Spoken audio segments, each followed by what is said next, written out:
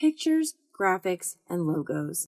This type of content is important for setting the website's visual character, yet they can take up a significant part of the page load time, slowing down viewing speeds. This is especially true for slower mobile connections. It is vital that a web page considers these viewers. How? Well, by optimizing your images for mobile and using the picture element to serve up the perfect version for every single viewer every single time. On the content pane, Site Designer offers several picture element variations. These pre-sized versions can be used when you're prototyping your design if you don't have the resource already ready.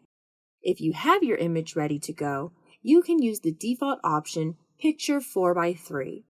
First, make sure that you start with your slider located in the default location. Then add a picture element to the canvas.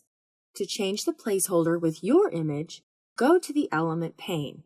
Use the drop-down box next to Picture to choose a local or online image. Use Local Image to add a photo directly from your computer or when choosing an image you've already added to your resources. To add images to your project resources, just click Add Image Folders from the pop-up window to browse for images on your computer. If your pictures are already on a server, you can plug in the direct URL using the Online Image option. You'll enter the full address for the image source. From the element pane, you'll also be able to configure alt text, which is a description of the image. You can set a title, which would appear upon hover over the element, and apply any special attributes. You may also choose to enable lazy loading for the image to assist with the browser loading the web page in quick speed.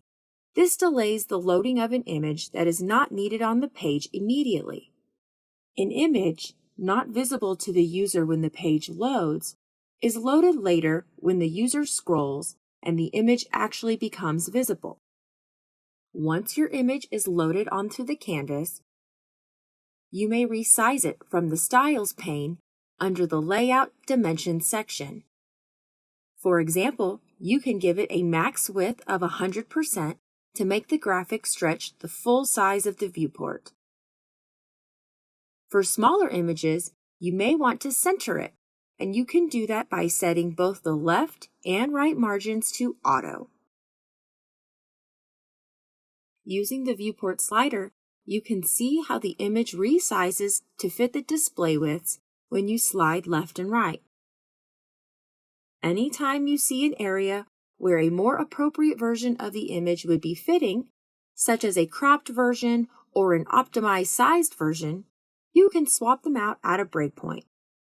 Simply change out the resource on the element pane at the desired breakpoint. If you would like to have a picture that is clickable, you'll want to use the Picture Link element. The picture resource would be configured in the same manner, but this time you'll be able to designate a URL on the element pane under the href box. High five! You're now a Picture Element Pro.